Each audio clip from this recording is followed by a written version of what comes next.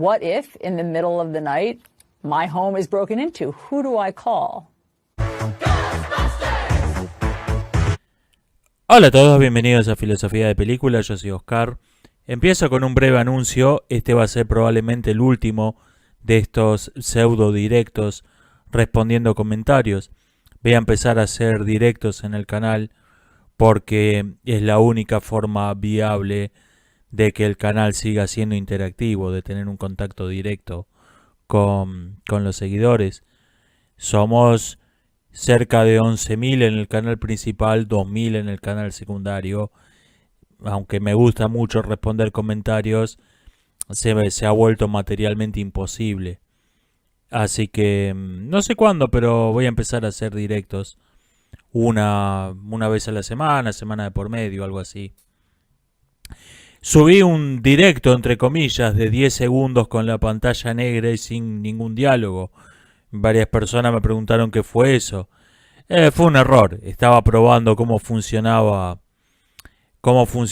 eso y lo hice público por error. Eso fue todo. Dio origen a algunas teorías de conspiración bastante extrañas esto. Me preguntaron en el chat de la transmisión en vivo de un video si no me da miedo convertirme en una especie de gurú involuntario. Un poco. Aunque trato siempre en mis videos, mis comentarios, de apelar a la razón y no al es verdad porque lo digo yo o algo es verdad porque lo dice Pitágoras o quien sea. Existe esa posibilidad. He mencionado el caso de pensadores que se destacaron precisamente por no ser autoritarios, por apelar invariablemente a la razón, y eso mismo los convirtió en objeto de razonamiento de autoridad, y eso me doy cuenta que es algo que me podría pasar a mí.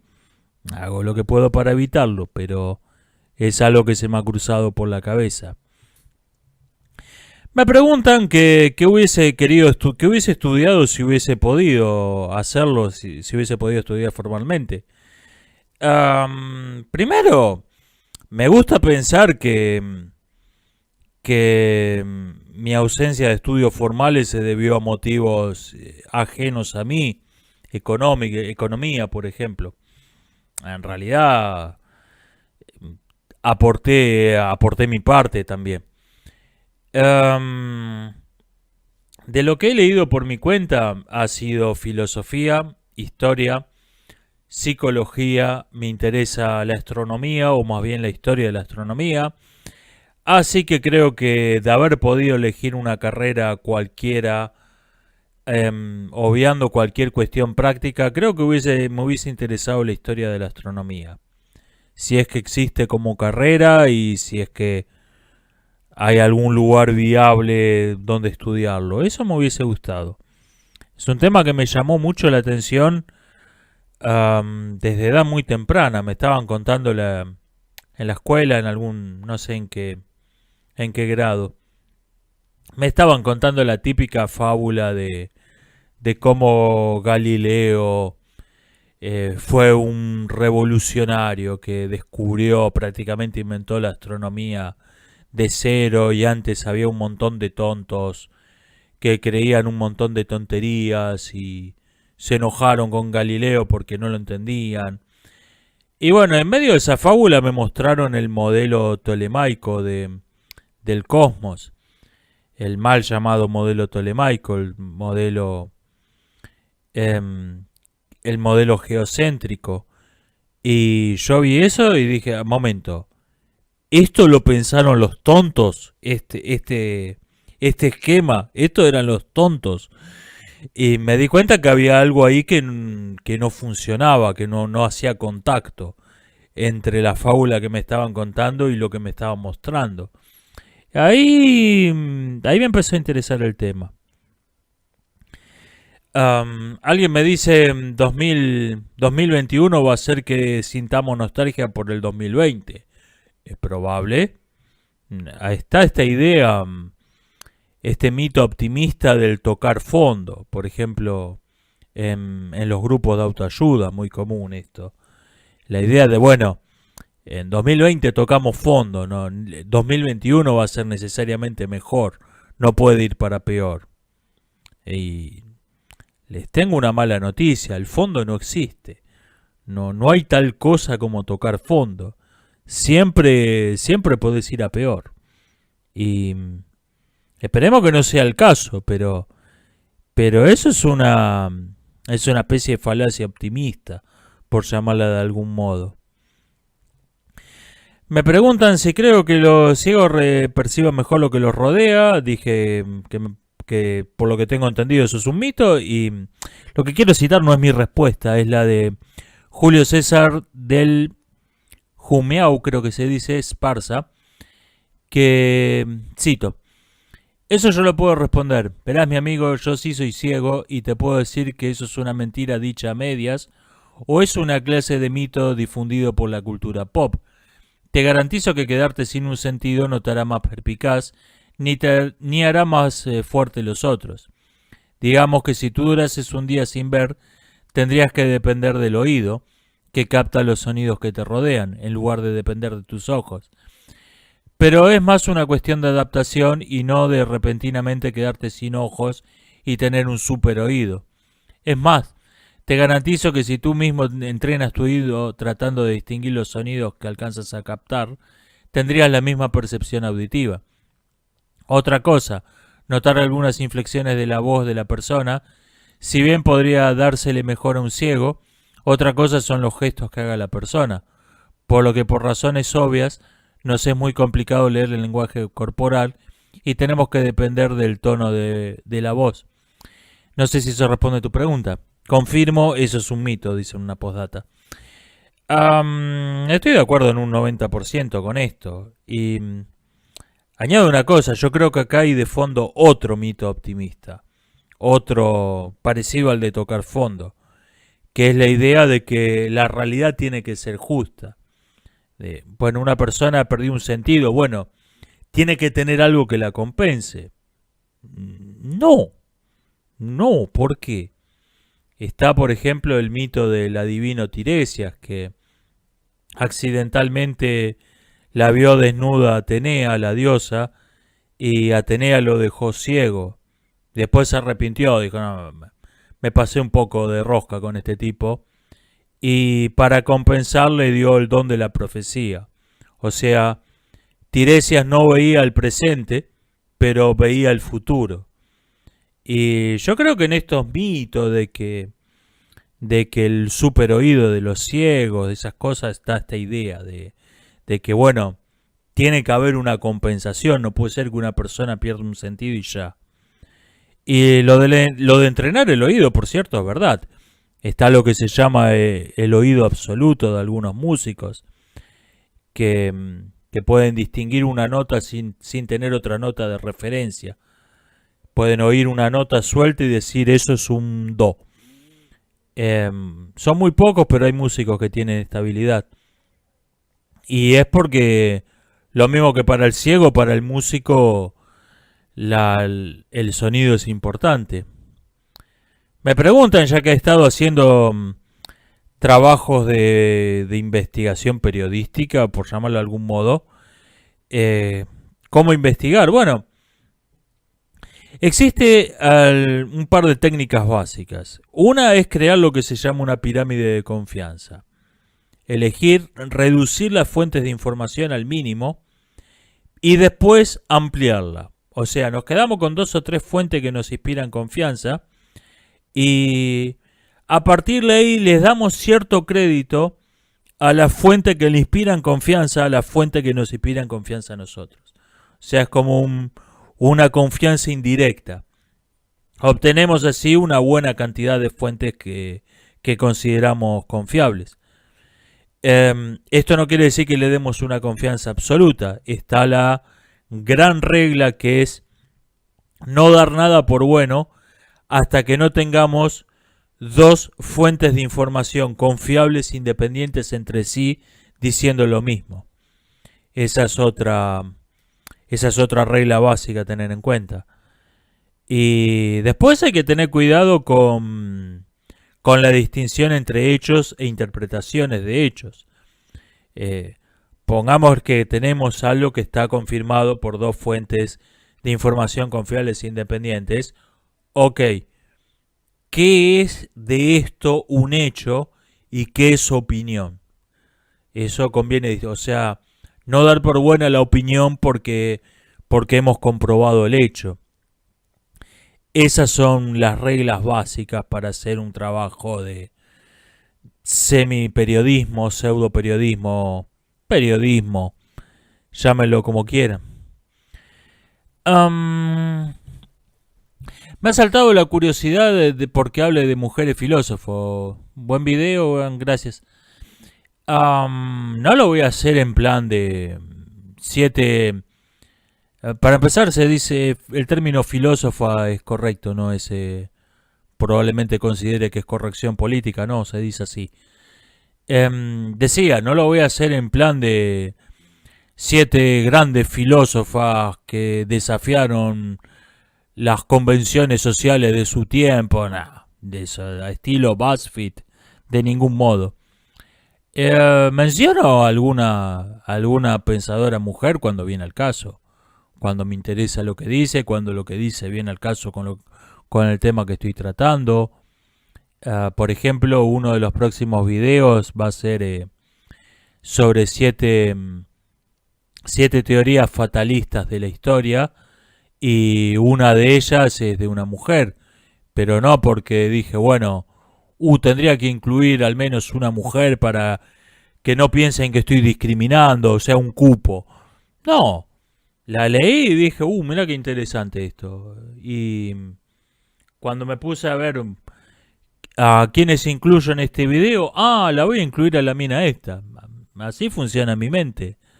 No pienso en términos de filósofos con el pelo rojo. No funciona así. Cito cuando venga el caso. En sentido parecido, Ángel Mavares me dice, no sé si ya hablaste de Hipatía de Alejandría, pero sería muy bueno conocer su vida y cómo estuvo muy adelantada a su tiempo, independientemente de haber sido mujer u hombre, pero así como también fue víctima del fundamentalismo cristiano, del cual convenientemente no se habla mucho, y por lo que he estudiado, este fue incluso más extremista y radical que el actual fundamentalismo musulmán. Eran todos una sarta de locos en esa época. No eran un caso aislado los cristianos. Los cristianos simplemente no eran la excepción. Hipatía de Alejandría es un personaje que está totalmente tomado por la leyenda. Realmente no podría hacer un video hablando de ella porque no hay mucho que decir. Es conocida y recordada sobre todo por su muerte trágica. Tenemos un testimonio que dice que fue buena astrónoma y matemática y poco más que eso. No, es alguien de que no se sabe prácticamente nada. En esa época vivió Hipatía en una época muy parecida a esta. Vivía en Alejandría era una sociedad inclusiva, tolerante, diversa, cosmopolita y sin fronteras, es decir, en una bolsa de gatos. Ahora bien, ¿qué pasa cuando uno vive en una bolsa de gatos? Que el único modo de diferenciarse del resto es radicalizarse. Y esto lo hacen todos los grupos. En medio de la ensalada, el único modo de decir, mire, yo no soy ensalada, yo soy lechuga, es no aceptar ningún condimento, ningún aderezo, separarte de todo lo que te rodea. Parece el único modo de decir yo soy lechuga, no soy cebolla, no soy ensalada. Y eso fue el caso de Alejandría en la época en cuestión. Era el modo de diferenciarse unos de otros, radicalizarse. Y por cierto, las cuestiones que se discuten en esa película están precisamente están totalmente adelantadas a su tiempo, pero porque es horriblemente horrible adaptación de época. Los temas que discuten son totalmente anacrónicos. Y por cierto, al personaje de Hipatia la representan en la película de Amenábar, estoy hablando. La representan como una libre pensadora de mente científica. Los neoplatónicos eran una especie, nosotros los recordamos sobre todo como filósofos porque los conocemos por libros, pero eran una especie de secta. Eran gente que antes de irse a dormir se arrodillaba en el piso, repasaba mentalmente las faltas que habían cometido en el día y se autoflagelaban. O sea, esos tipos eran el Opus Dei pagano, no eran precisamente espíritus libres. Me encantan estos documentales de grandes pensadores, gracias, se refiere al de Anaxágoras en particular, en especial por ese segmento en donde enumera la valijita de herramientas de dicho pensador. ¿Hasta dónde se puede llegar con la observación y la deducción?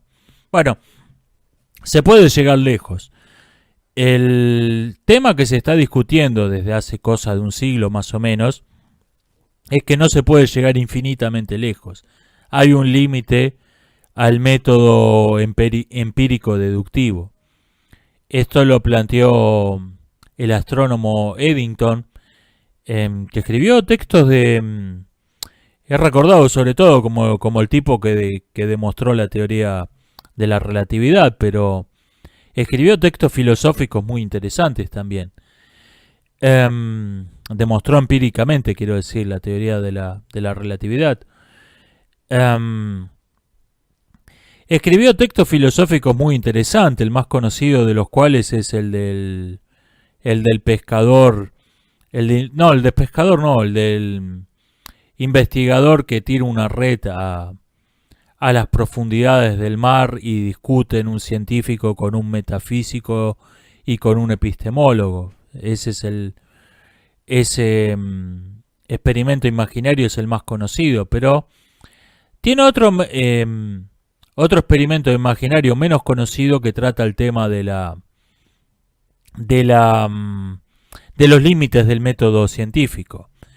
Eddington imagina un científico que está por hacer un experimento para lo cual divide una pecera de agua, la divide con dos compuertas, perdón, y colorea de 3 colores distintos los 3 compartimentos para hacer un experimento al otro día. Durante la noche, un bromista abre las compuertas y al llegar el científico al laboratorio al otro día, descubre que las compuertas están abiertas y el agua está mezclada y las tinturas se han mezclado todas entre sí. Y este científico piensa, ¿qué fue lo que pasó exactamente? Se abrió primero la compuerta, digamos que son 2, P y Q. Se abrió primero la compuerta P y después se abrió la compuerta Q. Se abrió primero la compuerta Q y después la compuerta P, o el bromista abrió las dos juntas. Ahora bien, este científico conoce solo el estado inicial, con los 3 compartimentos separados por 2 compuertas, y el estado final, donde están los 3 compartimentos abiertos y el agua mezclada. Y haya pasado lo que haya pasado, el estado final es el mismo. Y el estado inicial fue el mismo. O sea, usted puede ser la persona más inteligente del mundo. Puede dedicar toda su vida a analizar este problema.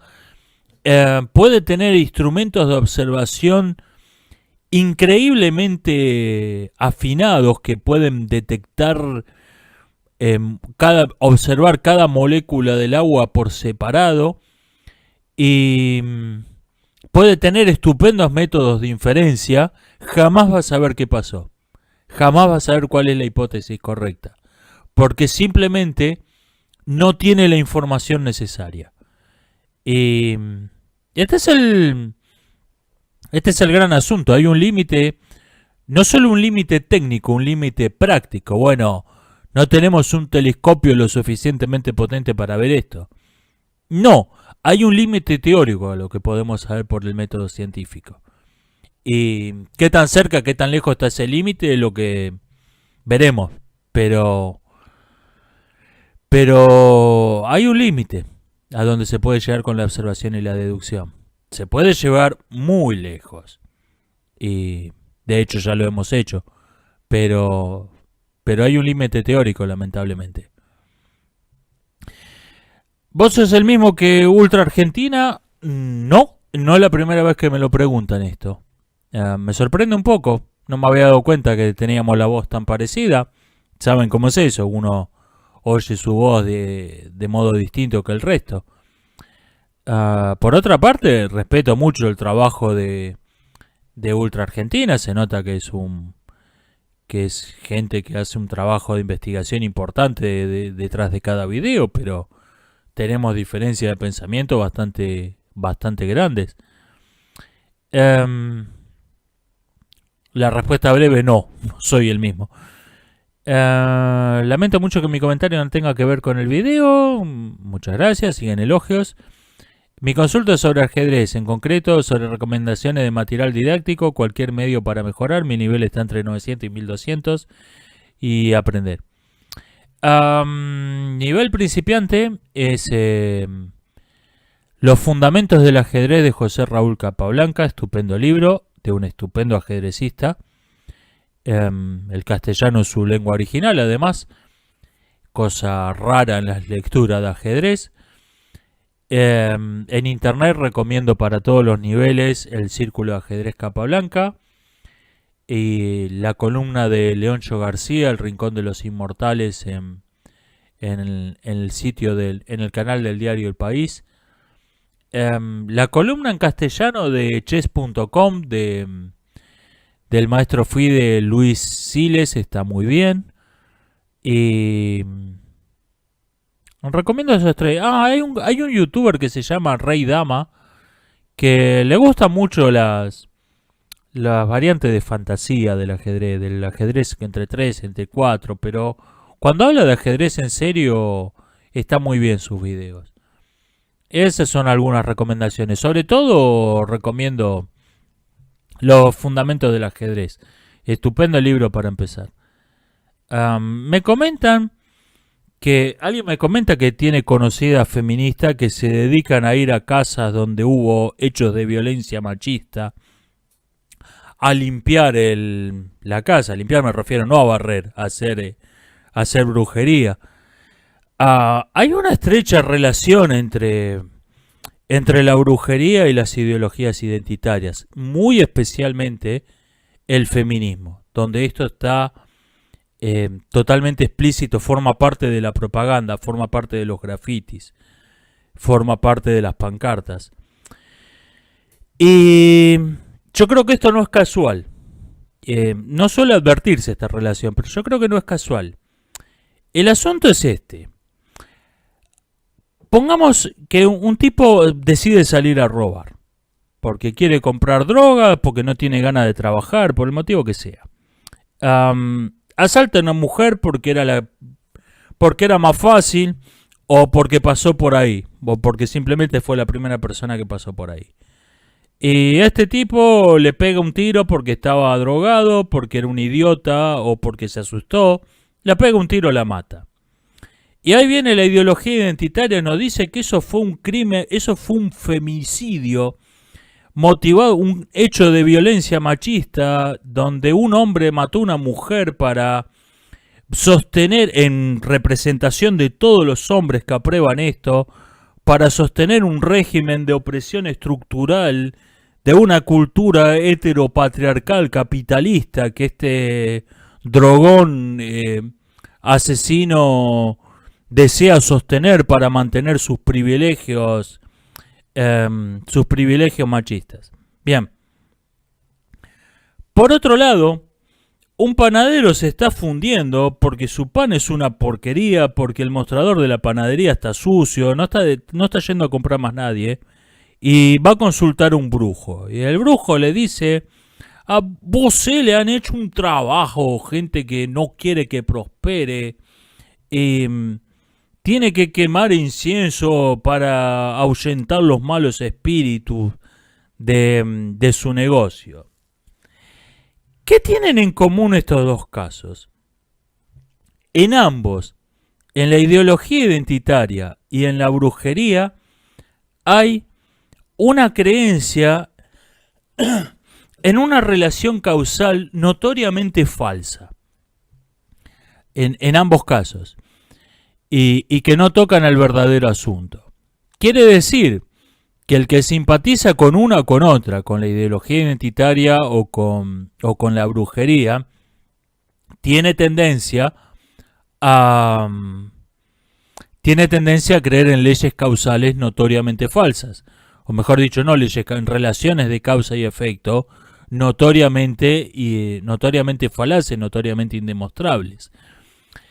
Por lo tanto, el que tiene tendencia a creer en una va a tener tendencia a creer también en la otra. Y este creo que es el origen de ese vínculo, que es en el caso del feminismo parcial particularmente notorio. Me preguntan sobre la teoría racial, un par de comentarios que prefiero no citar. A ver, ¿cómo explico esto? Hay una cuestión acá. ¿Qué es la teoría racial? Supongamos que una persona mide 1,80 m y otra mide 1,70 m. Yo afirmo que la primera mide 10 centímetros más que la otra. No estoy diciendo nada, creo, nada demasiado polémico, demasiado controversial con esto, creo. ¿Qué es lo que afirma realmente la teoría racial? Que no es eso, porque en eso estamos todos de acuerdo. Hagamos este experimento imaginario que se ha hecho hace mucho ya. Supongamos que toda la humanidad se para en una fila. Toda la humanidad no, todo un sexo, sea cual sea, todos los hombres, todas las mujeres. Se paran en una línea. En los dos extremos están las dos personas más distintas del mundo. Las dos personas más distintas entre sí del mundo. Y al lado está la más parecida. O sea, están todos en orden de parecido a distinto. Bien. Yo creo que en esa línea yo estaría parado al lado de dos personas casi iguales a mí, casi idénticas, sacando cuestiones culturales como el corte de pelo, el corte de barba, cosas de la vida como cicatrices. Creo que serían idénticas a mí, serían indistinguibles. Lo mismo cualquier otra persona en la línea. Y yo pienso que ese sería el caso de un extremo al otro. Yo pienso que de cada persona en esa línea estaría entre dos personas casi exactamente iguales a ella. Solo al avanzar un buen tramo nos empezaríamos a dar cuenta que la gente es distinta, que se han ido acumulando pequeñas diferencias. Bien, la teoría racial dice que ese es el caso solo dentro de grupos, dentro de paquetes humanos. Dice que hay saltos abruptos. Hay personas que tienen a un lado, digamos a su derecha, tienen una persona prácticamente idéntica a ellos, pero del otro lado tienen una persona visiblemente directa, visiblemente distinta, que está al lado. No hay 50.000 personas en el medio. Tiene al lado una persona visiblemente distinta. Y que toda la humanidad está dividida en estos paquetes de distinto tamaño. Algunos son de 1.000 millones de personas, otros de unos cuantos miles. Hay estos cortes abruptos donde poniendo toda la humanidad agrupada por sus semejanzas, hay cortes abruptos donde tenemos personas visiblemente distintas. Yo creo que este no es el caso. Y ahora bien, este experimento imaginario dentro de poco se va a poder hacer en serio, si no se lo ha hecho ya. con el poder de la computación del que tienen las computadoras hoy en día, en breve se lo va a poder hacer en serio este experimento imaginario. Y supongamos que la teoría racial, perdón, la teoría racial resultara ser correcta. Que eso fuera así, que hay cortes, que hay... llega hasta un punto la semejanza y ahí aparece una persona completamente distinta y así sigue. Bien, aunque ese sea el caso, yo no puedo imaginar un solo asunto en ética, en política, en cualquier cuestión práctica, no me puedo imaginar un solo asunto donde eso me haría cambiar de opinión. Donde eso diría, no, esto tiene que ser distinto.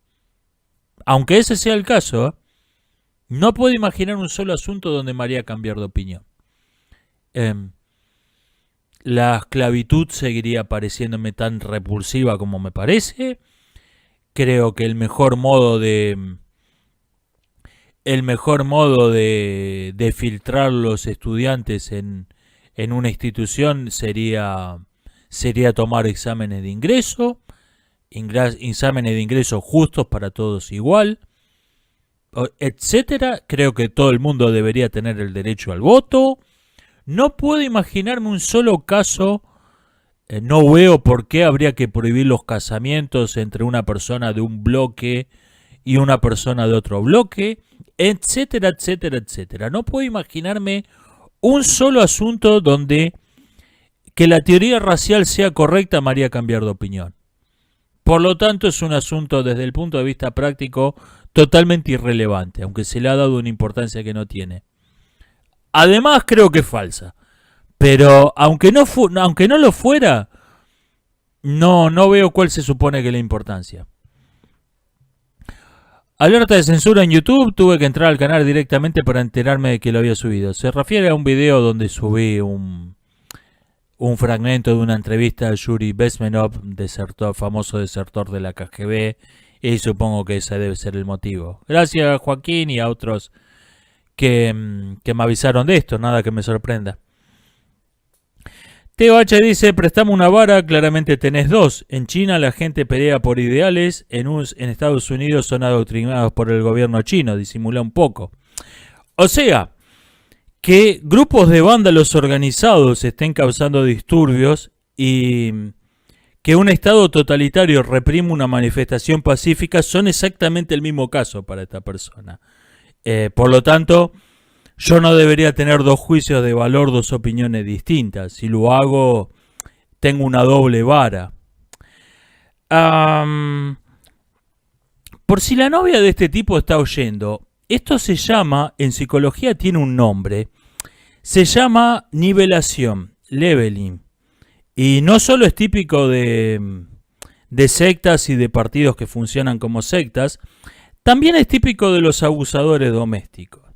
En la misma lógica del tipo que le da una paliza a la pareja o que le da una paliza a los hijos y al otro día va a conciliador y le dice, lamento que hayamos peleado, los dos hicimos y dijimos cosas de las que nos arrepentimos, omitiendo el pequeño detalle de quién fue el agresor y quién el agredido. Pequeño detallecito. ¿Qué opináis sobre George Soros? Me pasan un link que voy a cortar, discúlpeme. Me habían pasado otro link también en estos días, del mismo sujeto. Tiene el título George Soros se confiesa abiertamente inmoral. Me sorprendió lo claro que tiene su doble estándar, pero no es que lo que dice en sí me haya sorprendido. Pensaba que era algo más bien inconsciente. Estos tipos, la élite económica de hoy, son gente que tiene una moral, o mejor dicho, no tiene ninguna, para ganar dinero. Pero son en cambio hipermorales para gastarlo. Porque uno no puede gastar $1.000 millones en prostitutas y ropa de marca. No hay modo. Entonces, satisfecha no ya toda necesidad, sino todo lujo imaginable, se dedican a lo que podríamos llamar inversiones morales. Se dedican a invertir en cosas que tienen ganas de hacer, en cosas que tienen ganas de apoyar, en causas políticas, en causas ideológicas. Cuando ganan dinero, no. Son máquinas de ganar dinero. Son seres totalmente amorales. Y ¿cuál es el gran problema con esto? Además de que son seres totalmente amorales para ganar dinero, que al decir, bueno, cuando yo gano dinero soy un agente del mercado. El mercado es amoral, por lo tanto yo soy amoral y no hago más nada que seguir la corriente. O sea, es una especie, es la versión financiera de yo solo obedezco órdenes. No, yo no tengo ninguna responsabilidad. Al momento de gastarla, hacer lo que llaman filantropía en su jerga, no confundir con cualquier uso serio de ese término, hay un problema, que como esos tipos se basan en una moral notoriamente falsa, al decidir, bueno, voy a apoyar una causa, las causas que apoyan son totalmente delirantes, están basadas en una moral perversa y probablemente hacen más daño todavía que sus especulaciones bursátiles donde les importa un bledo, donde no tienen ninguna moral. O sea, es preferible, prefiero ninguna moral a una muy mala. Y estos tipos son una combinación de las dos cosas. Son amorales al ganar dinero y tienen una moral muy mala al gastarlo. Soros, Bill Gates, toda esa gente tan simpática que todo el mundo ama. Me dicen, no, ¿viste las noticias de Seattle? Los Antifa tomaron no fueron Antifa precisamente. Son otros chiflados parecidos, pero no fue Antifa. Tomaron control de una zona de Seattle, entre comillas, porque lo que en realidad pasó es que el alcalde le ordenó a la policía retirarse del lugar. Le llamaron Free Capitol Hill y lo primero que hicieron fue construir un muro. Sí, construyeron un muro, tienen pasaportes, tienen segregación racial, brutalidad policíaca. Es una cosa patética. Creo que es un experimento esto. No un experimento en sentido figurado, en sentido metafórico. Creo que es literalmente un experimento científico esto. Si uno ve no conseguí captura de pantalla, lo vi en alguna parte.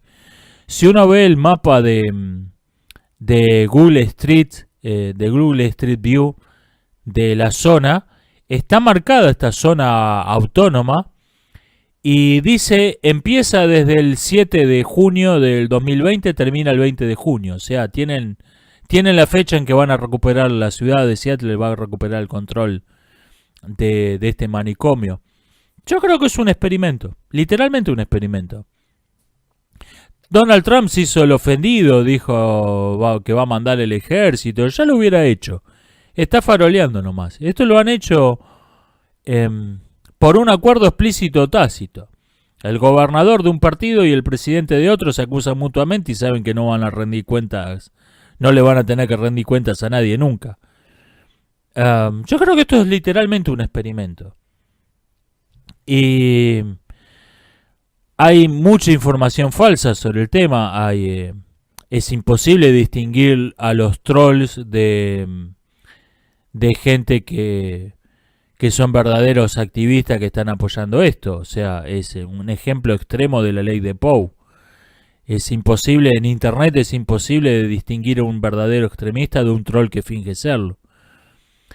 Y son curiosas las fotos de las granjas. Han hecho unas granjas en la plaza de este barrio para alimentar a las 500 personas que viven ahí. Uno aró un pedazo redondo, además circular, no cuadrado, de tierra y puso macetas en el medio.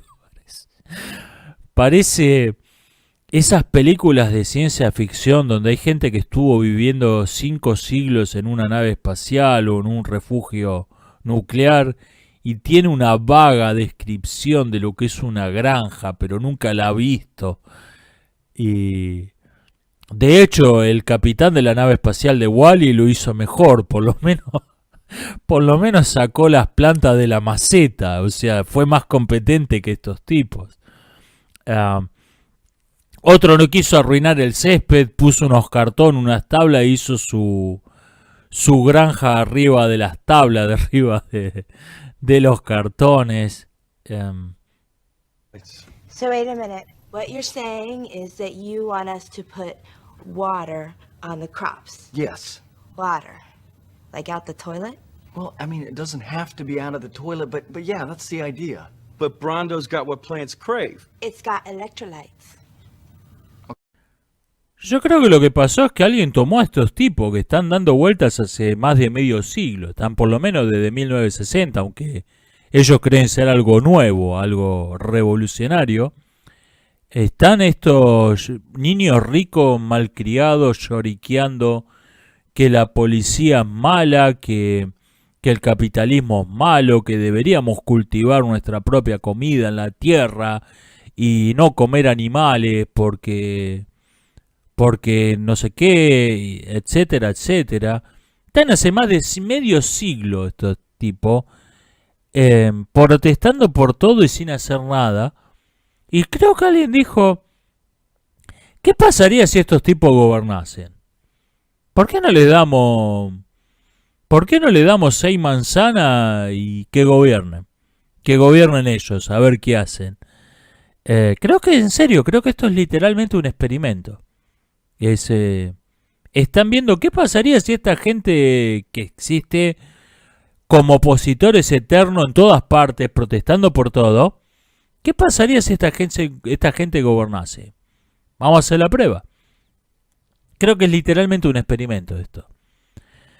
Me han dicho que Largely Paciful, que lo traduje como totalmente pacífica, se puede traducir como mayormente pacífica, interpretando largely en un sentido cuantitativo, no cualitativo. Es verdad, no lo había pensado. Y tratan de darle algún sentido a esto, o sea, el disparate es apenas menor. Tratan de explicarlo esto. Yo creo que la cuestión de fondo es esta. Me guío en la explicación que le oí a un gringo de esto. En Estados Unidos, las manifestaciones masivas por temas sociales, por ejemplo la marcha sobre Washington de Martin Luther King, han favorecido históricamente a los demócratas. Y podemos razonar por sentido común que en Inglaterra deben favorecer al Partido Laborista.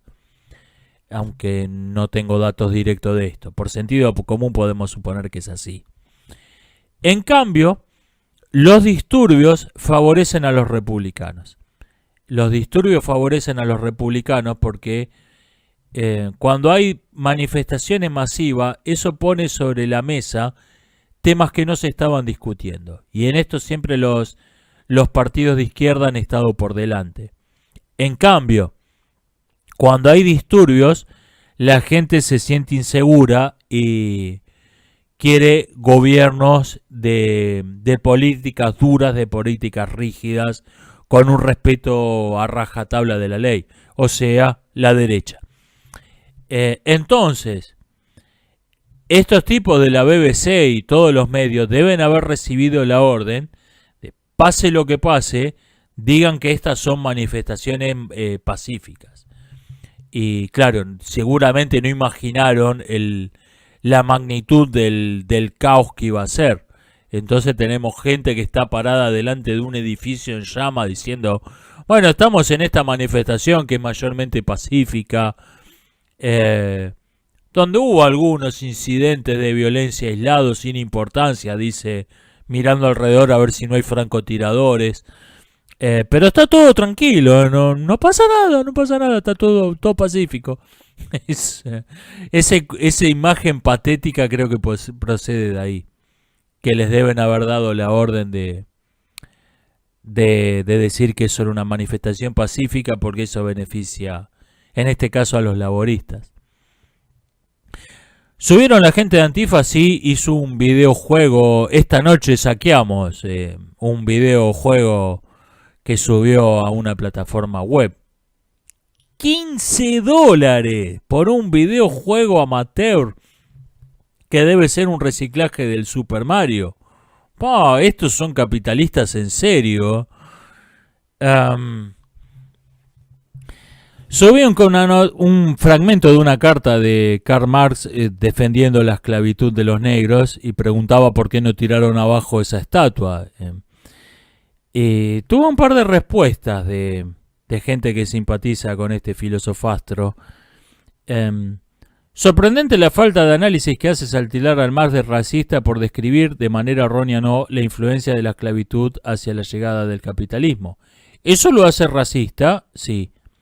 No, dice. Mucho panfleto y poca sociología en este canal. Y la cita de Marx solo es testimonio de que era un pensador realista y no un ingenuo. Recordemos que el proletariado inglés apoyó al sur durante la guerra de secesión, porque sin esclavos estadounidenses no hay producción de algodón, y sin producción de algodón no hay industria textil británica, con lo cual el proletariado se hunde. Los acontecimientos históricos, así como la filosofía, deben analizarse en su contexto histórico. Profecía tan errónea como todas las demás que hizo Marx, porque la esclavitud se abolió y el colapso de la civilización que profetizó no ocurrió.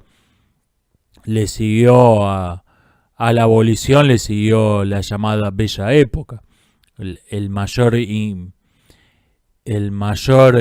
incremento de prosperidad y calidad de vida en la historia de la humanidad. Después vino la época no tan bella, pero como sea, eso no ocurrió. Gracias a ambos por sus comentarios. Es bueno saber lo que piensa realmente esta gente. Esto es el marxismo, para el que no lo conocía. Por ahí hay gente que los oye hablar a esta gente de que criticar el racismo, el la violencia. Queremos una sociedad igual y justa para todos y todas y todes y tocs. Bueno, yo sé que es un troleo, yo sé que se están burlando, pero por ahí gente más joven, más ingenua, que todavía no los conoce, se cree que hablan en serio. Sin más no gozaríamos de seguro de desempleo, jornadas laborales semi-racionales, salario mínimo, educación pública, jubilaciones, etcétera, etcétera. Por tanto, cualquiera que usufructe estos beneficios y niegue la importancia histórica de Marx es hipócrita, a medio ignorante por no saber deslindar la figura de Marx del estatismo soviético. ¡Wow! Mi viejo conocido, el sofisma del parásito moral. Lo conocía de otras religiones mesiánicas de salvación. A decir verdad, de la suya es la primera vez que lo escucho. Esta idea de que la sociedad existe gracias a la religión fundada por el Mesías y los amarxistas somos parásitos que disfrutamos de esos bienes sin haber aportado a ellos. Por ejemplo, vivimos en una sociedad donde ha sido abolida la esclavitud gracias a esclavistas como Marx, ese tipo de lógica, por ejemplo. Me sorprendió de escucharlo de su religión mesiánica, lo conocía de otras esto. Supermerienda dice, tengo el prejuicio que todo régimen comunista es en realidad la primera generación de una monarquía. Sí, puede ser. Pasó con los tiranos de la antigüedad esto también, con los tiranos de la antigüedad griega, que eran tipos que subían con el apoyo del pueblo, eran una especie de hiperdemócratas y se convertían en reyes, fundaban una dinastía donde se moría el padre y sucedía el hijo. No es algo nuevo. Xavier ante Argentina dice, el anti ingresa aquí a lo que se oponga, siempre ha servido para fortalecer ese movimiento del cual supuestamente se le opone. En el caso del antifascismo sucede que ya ser fascista pasa a ser deseable cuando se convierte en sinónimo de sentido común, cuando pensar te convierte en fascista. Una palabra repetida hasta el cansancio pierde su significado y por eso ya nadie sabe qué demonios significa ser fascista. Pero lo que seguramente logran es que digan, el fascismo no debe ser tan malo. Lo mismo pasa con antisemita, al final te dan ganas de ser un nazi fascista antisemita porque pensás que debe ser algo bueno. Hay otra contra que quizás sea todavía peor que esta. Esto sin duda es verdad. Pero la señalaba Ortega en el libro La rebelión de las masas que comentábamos hace poco. Y es que quien dice ser anti-Pedro quiere volver al estado del mundo inmediatamente anterior a que apareciera Pedro. ¿Y cuál es el problema con eso? Que lo que está inmediatamente en el futuro es Pedro. O sea, ese regreso es totalmente inútil, totalmente superfluo. Volvemos al... el todo anti-X quiere volver al momento histórico inmediatamente anterior a X. Y lo que viene después es X. O sea, volvemos al punto de inicio. Es de por sí, Amarillo Mostaza pregunta, ¿es de por sí un problema la especialización? Y si lo es, tiene resolución, perdón. El especialismo es inevitable. La especialización es inevitable. Por ejemplo, el colisionador de hadrones del CERN tiene, según leí en alguna parte, alrededor de 14 millones de piezas independientes distintas entre sí. No hay modo de que un ser humano solo pueda diseñar eso. Ese tipo de obras requiere la especialización. ¿Se puede evitar de algún modo los efectos sociales, los efectos psicológicos de la especialización? Se lo intentó de un modo muy ineficiente, que fue con las llamadas humanidades, de darle al especialista a estudiar al margen de su especialidad, a leer las obras de Shakespeare, ver pinturas clásicas. Y eso era un entretenimiento que no afectaba. Como el estudiante sabía que eso no le iba a servir para nada para su carrera, era en el mejor de los casos un entretenimiento. Eso no dio resultado. Lo que puede llegar a pasar es que en los próximos años, en las próximas décadas, el especialista deje de ser útil. El progreso tecnológico sea tal que la figura del especialista desaparezca. Haya computadoras, máquinas y técnicos que reparan las máquinas, pero las máquinas operen prácticamente solas. Y en ese mundo es probable que la gente empiece a estudiar lo que quiere saber.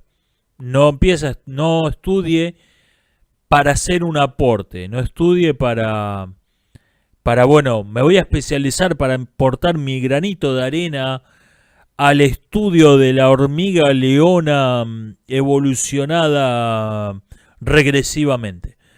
Esa especialización ridícula que es propia de nuestra época puede ser que desaparezca y aparezca un nuevo humanismo, donde la gente estudie lo que tiene ganas de estudiar. En realidad, los descubrimientos, los aportes lo hacen máquinas trabajando solas, inteligencias artificiales, experimentos totalmente mecanizados. Eso es algo que puede llegar a pasar. Si va a tener su lado oscuro esto, seguramente.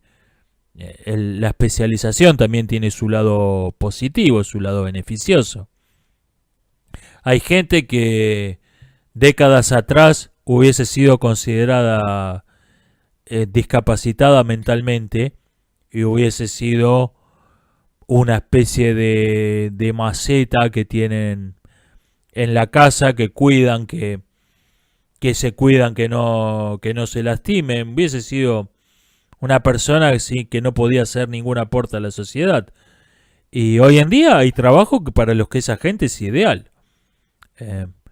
Por ejemplo, tipos como el personaje de Dustin Hoffman en Rayman, tipos que son personas que no son no tienen una mente que funcione de modo habitual, del modo ordinario, pero que son extraordinariamente buenas para una cosa. Hoy en día hay trabajos que están hechos a medida para esa gente. Y esto es la reducción al absurdo de la especialización, pero al mismo tiempo, ok, hay una persona que décadas atrás hubiese sido considerada un lastre social y hoy en día es una persona que se gana la vida con su trabajo, no depende de nadie. Ok, eso hay que ver, también tiene su lado bueno. No es todo... ya del lado malo de la sobreespecialización ya hablamos, pero tiene también un lado positivo. Es complicado, va. En el tag de la filosofía comenté que el autodidacta muchas veces no se entera de cosas básicas que debería saber frente a aquel que entra a una universidad. Permítame discrepar en buen grado. En la universidad no te enseñan cosas básicas como que Occidente es la mejor civilización, antes bien se toma como fundamental, entre comillas, la pseudocrítica feminista y decolonialista. Insisto en que no hay que idealizar al autodidacta. Insisto en esto. Sin duda llega un punto en que si las universidades siguen por el camino que van, y no sé si no están ya en ese punto, es mejor abandonarlas que seguirlas. Pero en todo caso, si se la abandona, tiene que ser para reemplazarla por otra institución que ocupe su lugar, como ya ocurrió esto en el pasado. El autodidacta tiene una contra y es que pierde mucho tiempo en lecturas inútiles y tiene que volver atrás. Leyó un libro A, no entendió nada. Después lee el libro B y dice, esto lo tendría que haber leído antes que el libro A. Entonces tiene que volver a leer el libro A y ahora lo entiende. Tiene sus contras. No hay que idealizar la figura del autodidacta. Y se lo dice un autodidacta. Carlos Zapa dice varios elogios, gracias. Debo admitir que hay una esperanza que tengo y no se basa en que las masas entren en modo reflexivo. No, se basa en que con la saturación de información y propaganda mismas, estas no son capaces de mantenerse en pie por un objetivo el tiempo suficiente para generar un cambio específico, ni siquiera en beneficio de a quienes en verdad interesa ese cambio, que obviamente no es a las masas. Ejemplo, las feministas y la lucha por el lenguaje inclusivo dejaron de ser relevantes en Estados Unidos por el 2014.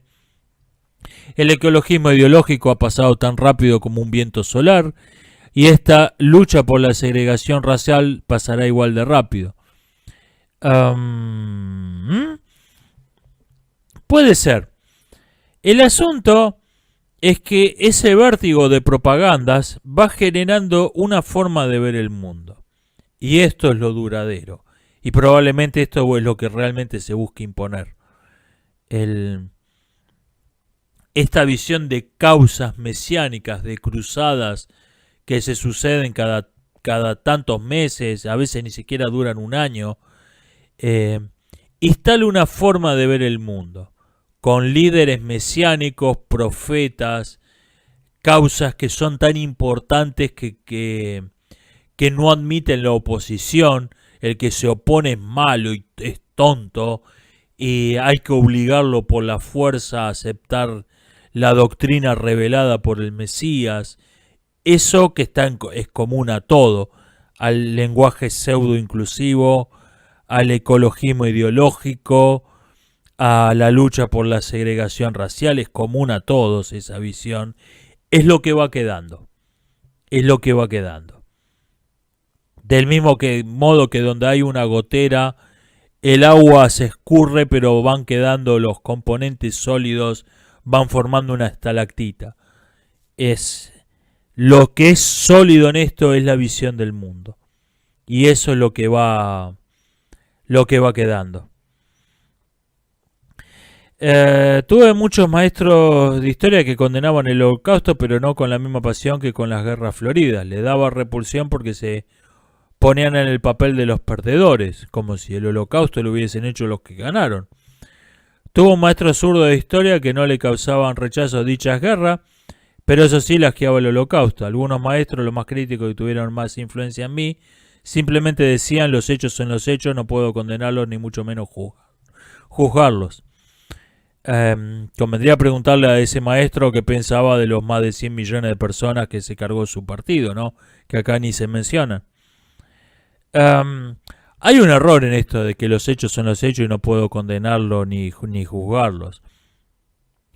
En tanto que historiador, en tanto que profesor de historia, no tiene que ocuparse de juicios de valor, sino de hechos.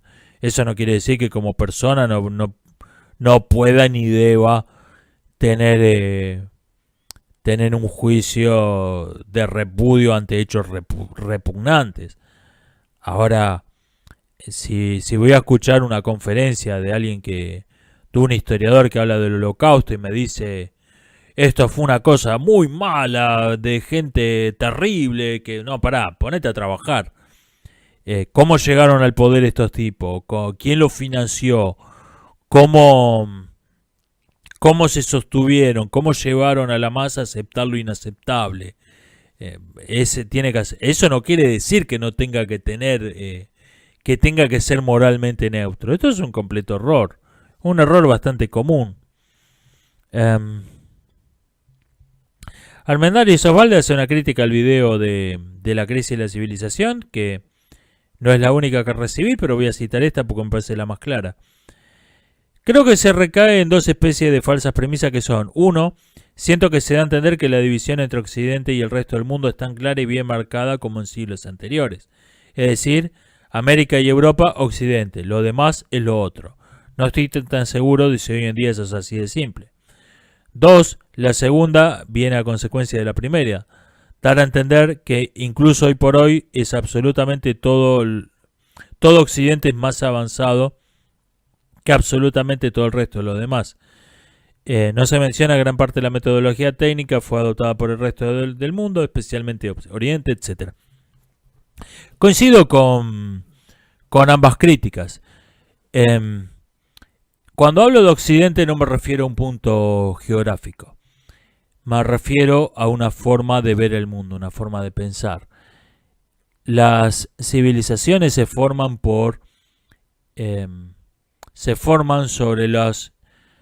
se edifican sobre las que les precedieron. Se toma toda cultura se forma de tomar de otras culturas lo que consideró que les servía, pero lo que produce no es una simple ensalada, no es una mezcla de elementos distintos, sino que crea con eso algo nuevo. Toma partes sueltas y crea algo nuevo.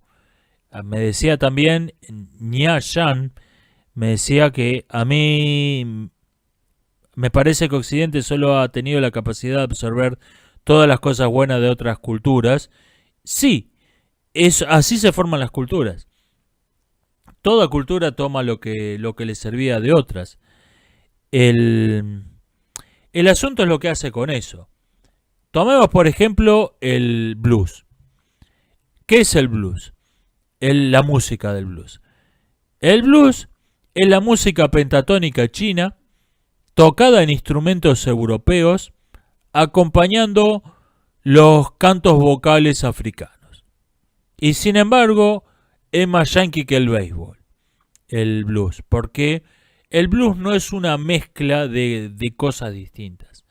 Sí, surgió de una fusión de cosas de distintas culturas, pero se convirtió en algo nuevo, se convirtió en algo que es distinto, que tiene su propio estilo, su propio aire.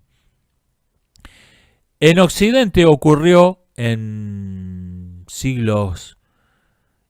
los siglos anteriores a las revoluciones de fines del siglo XVIII, ocurrió que surgió una cultura que tomó elementos de todas partes.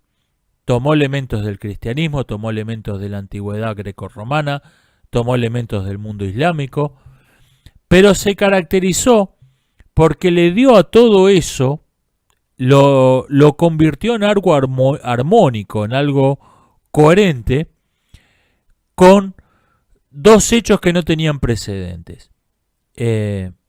La enorme importancia dada a la razón. Hay quien dice que Occidente se funda en la razón y el dinero. Me parece una distinción superflua. El dinero es una abstracción y como tal es un caso particular de la razón.